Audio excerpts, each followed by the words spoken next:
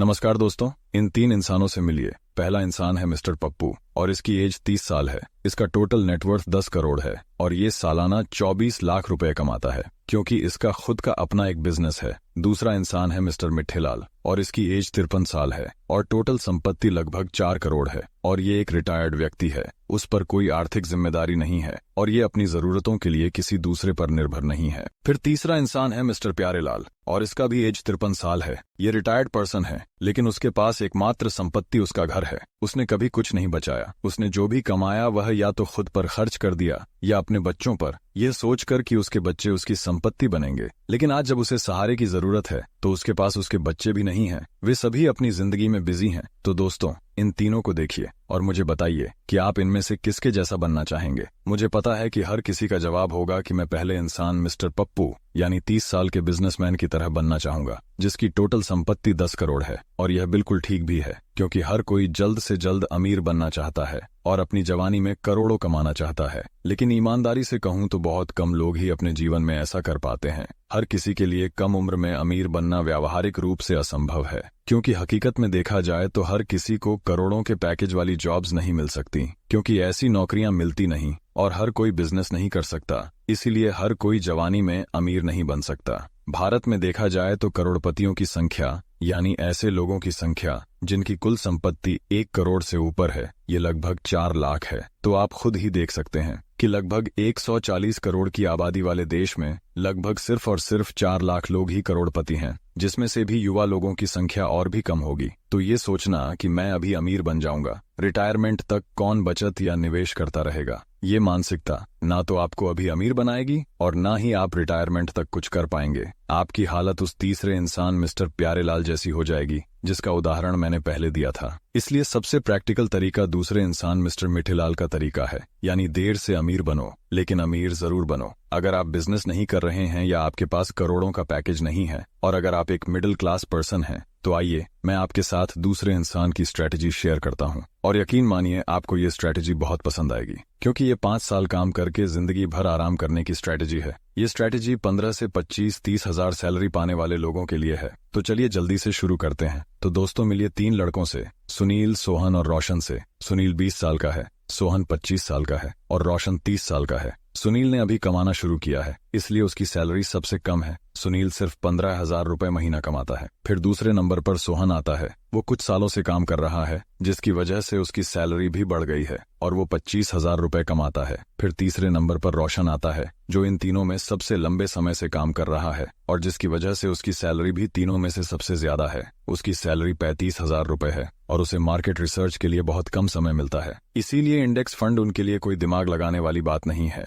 और ये तीनों इंडेक्स फंड में इन्वेस्ट करते हैं। इन तीनों की स्ट्रैटेजी में बस एक अंतर है और वो अंतर SIP अमाउंट में है। सुनील की SIP अमाउंट सबसे कम है क्योंकि उनकी सैलरी भी कम है और उनकी SIP अमाउंट 3,000 रुपए है। फिर दूसरे नंबर पर सोहन की SIP अमाउंट है जो 5,000 रुपए है। आखिर में रोशन की SIP अमाउंट सबसे ज्यादा है जो 7,000 रुपए है। तीनों ने अपनी SIP अमाउंट का 20% रखा है जो 50-30-20 रूल के हिसाब से बिल्कुल सही है। दोस्तों, रिटायरमेंट का मतलब है कि आप हर तरफ से सेफ हैं और आपको सेफ्टी के लिए किसी नौकरी की जरूरत नहीं है। इसका मतलब है कि अगर आप काम नहीं भी कर रहे हैं तो भी आपके पास अपने सभी खर्चों को पूरा करने के लिए सफिशिएंट इनकम होनी चाहिए और अगर कोई इमरजेंसी जैसे कि हेल्थ इमरजेंसी आती है तो उसे भी कवर किया जा सके। तो इस वीडियो में हम सुनील, सोहन और रोशन के उदाहरण से इन दोनों चीजों के लिए पैसे बचाना सीखने जा रहे हैं। तो सबसे पहले आते हैं सुनील के उदाहरण पर। जैसा कि मैंने आपको बताया कि सुनील ने अभी अभी कमाना शुरू किया है जिसके कारण उसकी आय बहुत कम है। लेकिन सुनील छोटे कदमों का मूल्य समझता है। वह जानता है कि भले ही मेरी आय कम है पर मेरी उम्र भी तो कम है और इसलिए मेरी एक छोटी सी SIP अमाउंट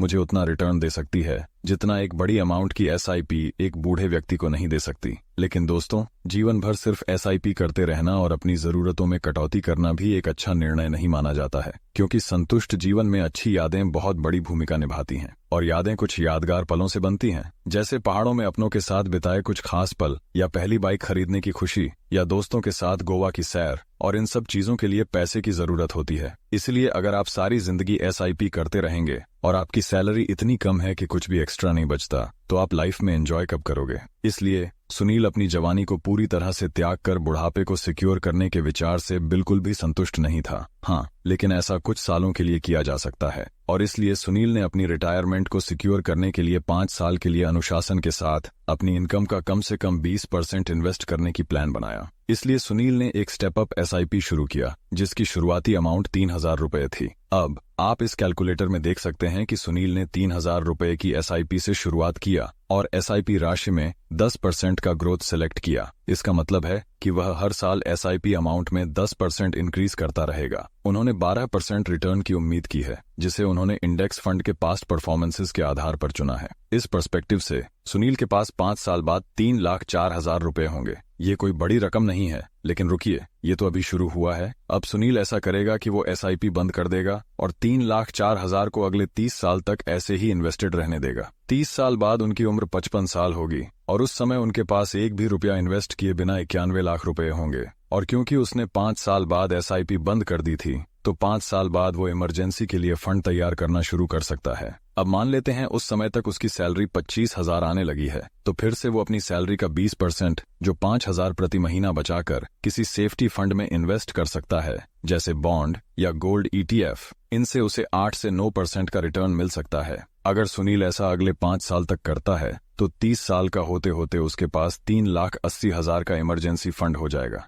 जिसका इस्तेमाल वो किसी इमरजेंसी में कर सकता है और जब तक उसे जरूरत ना हो वो इसे ऐसे ही बढ़ने के लिए छोड़ सकता है। ये अपने आप बढ़ता रहेगा और सबसे अच्छी बात कि वो सुरक्षित भी रहेगा, क्योंकि बॉन्ड या गोल्ड जैसी एसेट्स अन्य एसेट्स की तुलना में अधिक सिक्योर होती है। अब अगर सुनील को 55 साल की उम्र तक भी इस इमरजेंसी फंड की जरूरत नहीं पड़ती, जिसके बहुत ज्यादा चांस हैं कि उसे इसकी जरूरत ही नहीं पड़ेगी, क्योंकि ज्यादातर हेल्थ कंडीशंस इसी उम्र के बाद ही आनी शुरू होती है, तो 55 साल की उम्र तक सुनील की इमरजेंसी फंड का अमाउंट भी 32 लाख के आसपास पहुंच जाएगी। और इस तरह से सुनील 10 साल में अपनी रिटायरमेंट की उम्र और इमरजेंसी फंड दोनों को सुलझा लेगा और अपनी बाकी की जिंदगी को अपनी मर्जी से एंजॉय कर सकेगा। क्योंकि देखिए, अगर एक आम आदमी की जिंदगी से भविष्य की चिंता और किसी अनचाही घटना का डर दूर हो जाए तो वह बहुत संतुष्ट जिंदगी जी सकता है। और ये स्ट्रैटेजी भी इसी उद्देश्य से बनाई गई है। इसका उद्देश्य सिर्फ ज्यादा पैसा कमाना नहीं है, बल्कि आपको जिंदगी जीने का सही तरीका सिखाना है। तो अगर आप सुनील की उम्र के हैं तो आप उनकी इस स्ट्रैटेजी को इस्तेमाल कर सकते हैं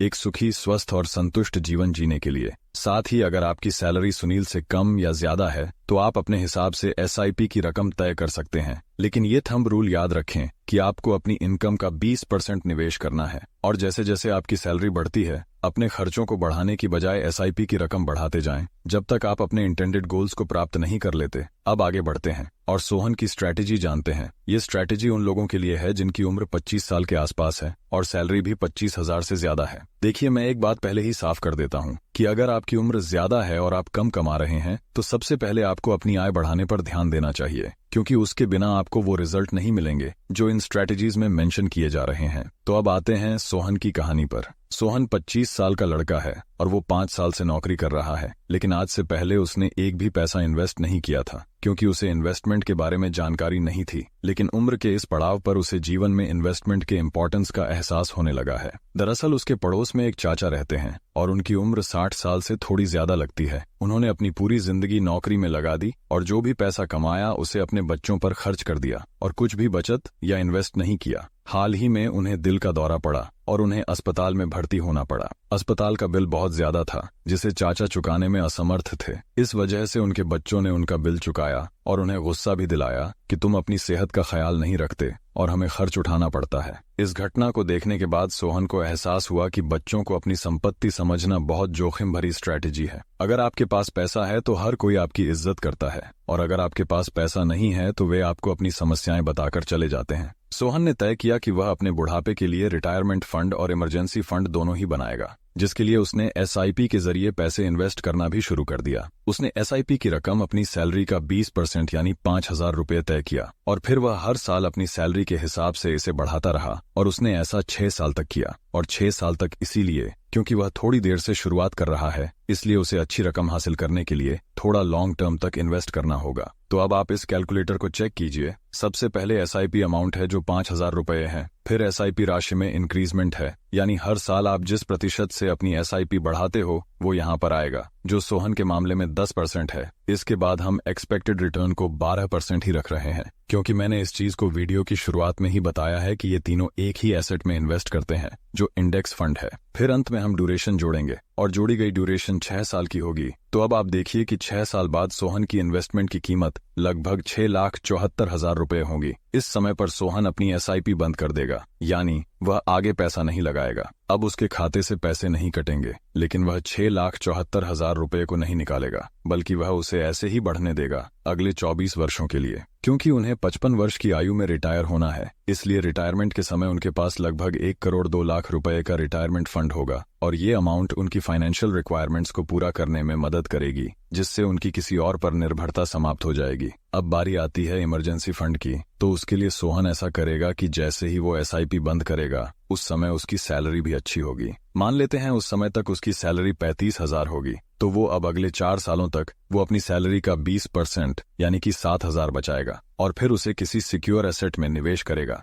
सिक्योर एसेट आमतौर पर कम रिटर्न देते हैं, लेकिन उनमें रिस्क भी बहुत कम होता है, इसलिए हमेशा ये नियम बना लें कि इमरजेंसी फंड के लिए हमेशा सिक्योर एसेट ही चुनें। तो अगर 7,000 उसे 4 सालों तक करीब 9% का रिटर्न देगा, तो उसके पास 4,06,000 का इमरजेंसी फंड भी तैयार रहेगा, जिसे सोहन किसी भी इमरजेंसी के लिए इस्तेमाल कर सकता है, और जब तक ऐसी सिचुएशन ना आए वो उसे बढ़ने दे सकता है। तो इस तरह से सोहन भी 10 साल मेहनत करके अपनी रिटायरमेंट की उम्र को किसी भी इमरजेंसी सिचुएशन से निपटने के लिए पूरी तरह से तैयार कर सकता है और अपनी बाकी की जिंदगी शांति से जी सकता है। अब अंत में रोशन बचता है। रोशन की कहानी मैं शॉर्ट में बताता हूँ, क्योंकि वीडियो थोड़ा लंबा हो जाएगा। जैसा कि मैंने आपको पहले बताया कि रोशन की उम्र 30 साल है और उसकी सैलरी 35,000 है, लेकिन रोशन ने अभी तक कोई बचत या इन्वेस्टमेंट शुरू नहीं किया है। शायद उसे पहले कभी इसकी जरूरत ना पड़ी हो, या कोई और कारण हो सकता है। लेकिन अब रोशन निवेश करना चाहता है, लेकिन उसके पास सही तरीके से निवेश करने की कोई स्ट्रैटेजी नहीं है। लेकिन सौभाग्य से सोहन उसका पड़ोसी है और उसके रोशन से अच्छे संबंध हैं। इसलिए रोशन ने सोहन से कहा कि दोस्त, मुझे इन्वेस्टमेंट के बारे में ज्यादा नॉलेज नहीं है और मैं निवेश करना चाहता हूं, लेकिन इंटरनेट पर बहुत सारी सलाह हैं जो मुझे कंफ्यूज करती हैं, इसलिए आप मुझे बताएं कि मुझे क्या करना चाहिए। तो सोहन ने उससे कहा कि देखो, हम लोग रोज सुबह उठकर काम पर चले जाते हैं, हमारे पास वीकेंड को छोड़कर मार्केट पर नजर रखने या उसका स्टडी करने का समय नहीं होता। इसलिए सबसे अच्छा तरीका है कि देश की इकोनॉमी पर पैसे लगाया जाए। अगर देश अच्छा करता है तो हम भी प्रॉफिट कमाएंगे, और इकोनॉमी में निवेश करने का सबसे अच्छा तरीका है इंडेक्स फंड में निवेश करना। अगर इनका पिछला रिकॉर्ड चेक किया जाए तो इन्होंने लगभग सभी एसेट्स से बेहतर रिटर्न दिया है, और कंपैरेटिव रूप से इनमें पैसा सिक्योर भी रहता है। इसलिए आप इंडेक्स फंड में निवेश करना शुरू कर सकते हैं, सोहन ने रोशन से कहा। फिर उसने आगे कहा कि आप थोड़ा लेट हो गए हैं, इसलिए आपको ज्यादा रकम की एसआईपी से शुरुआत करनी होगी और लंबी अवधि के लिए निवेश करना होगा ताकि आपको अच्छे रिजल्ट मिल सके। तो आप 7 साल के लिए 7,000 की एसआईपी शुरू कीजिए, और जब 7 साल पूरे हो जाए तो 3 साल के लिए इमरजेंसी फंड के लिए 20% की एसआईपी शुरू कर दीजिएगा, उस समय आपकी जो भी सैलरी होगी उसके हिसाब से। तो रोशन ने वैसा ही किया। उसने 7,000 की एसआईपी शुरू की और उसे हर साल 10% बढ़ाने का संकल्प भी लिया, और अब उसे 12% रिटर्न की उम्मीद है, जिसके बाद 7 साल बाद उसकी निवेश अमाउंट 12,12,000 रुपए हो जाएगी। इस समय वो एसआईपी बंद कर देगा और इस पैसे को ऐसे ही बढ़ने देगा, और रिटायरमेंट के समय तक उसका पैसा बढ़कर 93,97,000 हो जाएगा, यानी 1 करोड़ के करीब। रिटायरमेंट से सिक्योर होने के बाद रोशन अब इमरजेंसी फंड के लिए निवेश करना शुरू कर देगा। रिटायरमेंट के लिए एसआईपी के 7 साल बाद उसकी उम्र 37 साल हो गई है, और अब तक उसकी सैलरी भी काफी बढ़ गई होगी। मान लेते हैं कि उस समय उनकी सैलरी 45,000 के आसपास होगी, तो रोशन इस 45,000 का 20% अगले 3 साल तक मंथली एसआईपी के जरिए सिक्योर एसेट्स में निवेश करके एक इमरजेंसी फंड तैयार करेगा, जिससे 3 साल बाद उसके पास 3,73,000 रुपए होगा, जिसका इस्तेमाल वो किसी भी इमरजेंसी के लिए कर सकता है, और जब तक उन्हें जरूरत हो तब तक इसे बढ़ने दे सकता है। और इस तरह से उनके पास अपनी जिंदगी की 2 इम्पॉर्टेंट चीजें भी होंगी, रिटायरमेंट फंड और इमरजेंसी फंड। अब दोस्तों, यहाँ कुछ मेन पॉइंट्स दिए गए हैं जिन पर आपको ध्यान देना चाहिए। पहला ये है कि अगर आपकी उम्र 35 से ज्यादा है और आपने अभी तक शुरुआत नहीं की है तो सबसे पहले आपको जल्दी से शुरुआत करनी चाहिए। लेकिन शुरुआत करने के बाद इन तीनों की तरह अपनी एसआईपी बंद न करें, क्योंकि आप इस स्ट्रैटेजी का पालन करने में थोड़ा लेट हो जाते हैं। दूसरा, अगर आपकी उम्र ज्यादा है और आप कम कमा रहे हैं तो इन्वेस्टमेंट शुरू करने से पहले अपनी आय बढ़ाने पर फोकस कीजिए। तीसरा, अगर आपको इंडेक्स फंड से मिलने वाला रिटर्न कम लगता है तो आप फंडामेंटली मजबूत शेयरों में इंडिविजुअल रूप से भी निवेश कर सकते हैं। इंडिविजुअल शेयरों में निवेश करना भी काफी आसान होता है और ये सब करने के लिए आपको एक डीमैट अकाउंट की जरूरत होगी और डीमैट अकाउंट के जरिए आप आसानी से स्टॉक, ईटीएफ, आईपीओ आदि में अपने पैसे इन्वेस्ट कर सकते हैं। तो देर मत कीजिए, जल्दी से डीमैट अकाउंट खोलिए और आज ही अपने निवेश का सफर शुरू कीजिए। लिंक आपको डिस्क्रिप्शन में मिल जाएगा। आशा करता हूं कि ये वीडियो आपको इन्फॉर्मेशनल लगा हो और अगर आपको इस वीडियो से कुछ सीखने को मिला हो तो प्लीज इस वीडियो को लाइक कीजिए और चैनल को सब्सक्राइब जरूर कीजिएगा। मिलते हैं एक और नई वीडियो में। यहाँ तक देखने के लिए धन्यवाद।